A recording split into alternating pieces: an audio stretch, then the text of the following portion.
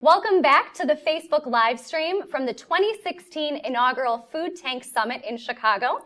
My name is Chef Alia Dalal. I'm the guest host of Chicago's Best on WGN.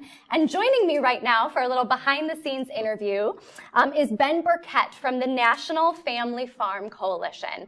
Ben, you spoke earlier this morning on a panel about the farming the future. Right. So I'm curious if you could give us just maybe a couple sentence summary about what happened on that panel. Well, that panel was looking at the future of farming, who will be doing the farming in the future. And I had the opportunity to participate, and I enjoyed it very well. And I made the comment that my generation, the baby boom generation, is transferring our knowledge and land and wealth to the millennium. So this be the greatest transfer of knowledge and resources to another generation, I think, in the history of this country. So I was trying to make a point that that's a 10 to 12 year transition there. Well, the next generation of farmers will probably use more technology than my generation, such as the drones and GPS coordinate systems and farming more technical, but the basis of farming is still the same. Somebody has to plant the seed, somebody has to tend to the animals. Even with technology, still the basis of what we do will never change. So the future of farming, I would say, coming from the National Family Farm Coalition and my membership organization in the Federation of Southern Cooperative, we are cooperative-based farming groups, and we like to see family farmers being this main source of farming in the future. And do you see our farming in this country moving more towards that or more away from that? What are the particular challenges in supporting family farms? Well, the trend over the last 25 or 30 years has been get bigger, get out. So farmers have been consolidating into larger and larger and larger tracts of farming with fewer farmers. I don't see that changing in the near future. But in the long run, I hope it'll go back to family farming operation. If you go through Mississippi, where I'm from, you see all these small towns have just dried up, basically, no activity. That's because of the farmers. So the farmers stimulates a community. By being more farmers, the more activity is local. So I'd like to see for it to go back that way. But if you look at the trend in the way they're building equipment, everything is larger and larger and larger. It went from 2-row planter to 4-row planter to 12-row planter to 24-row planter.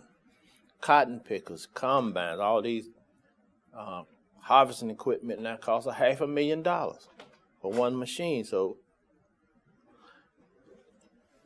the research even not being dedicated to small farmers, to non-traditional crops. So we need our land grant system to really participate in doing research to sustain small farmers, family farmers. Is there any advice or tips or maybe even like a call to action for maybe even someone like me, like an urban dweller? You don't want me helping out on your farm, although I am, a chef and I really appreciate working with good food, and I actually have spent some time on a farm.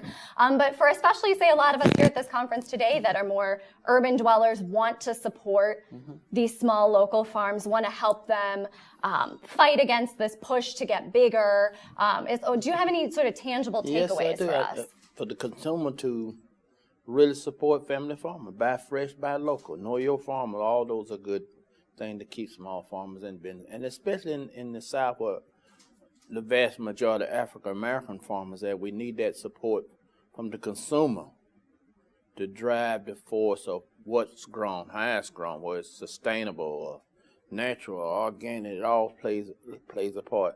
And I'm a firm believer too that there is a place for government in agriculture. With direct support, when disasters hit, global warming is a true factor. I know for myself, I'm farming over 40 years. Definitely, it takes the consumer, it takes the government, and us farmers all working together to have a sustainable agricultural system. So if I were to join you one afternoon on your farm, maybe you bringing in some fresh food for me. What are some Mississippi specialties? Maybe some things I can't eat up here.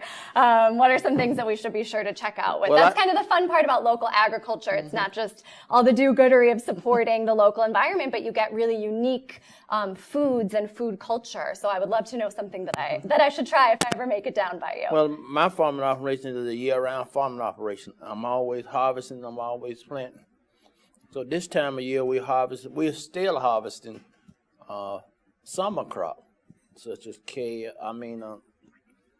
black-eyed peas, brown-eyed peas, pink-eyed peas. Pink-eyed peas. Right. There's so many different kinds. I don't know if he's joking with me or not. No, yeah. I'm not. We got a pink-eyed, black-eyed, brown-eyed.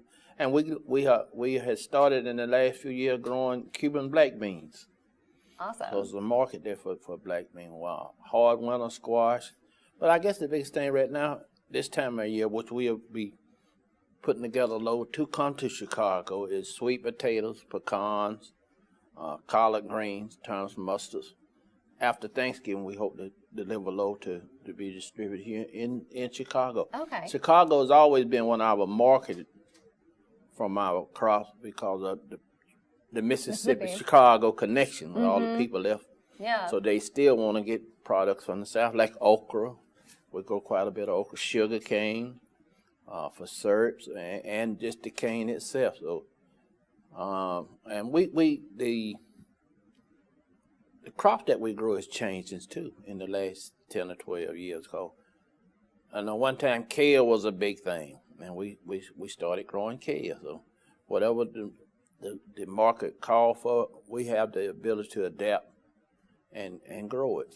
But we grow traditional southern crops, basically. Well, there's definitely, I feel like, especially up here too, a real growing market and appreciation for a lot of those hardy, leafy southern greens that a lot of us just thought were garnish for years. So glad to hear that, that's been such a tradition for you. Well, thank you so much for joining me. Thank you. I've been speaking with Ben Burkett from the National Family Farm Coalition. We're here live at the 2016 Food Tank Summit in Chicago. I'm Alia Dalal. If you want to catch up with me, you can find me at aliadalal.com. Otherwise, stick around on the Food Tank Facebook page, and we'll be bringing you more interviews all afternoon long.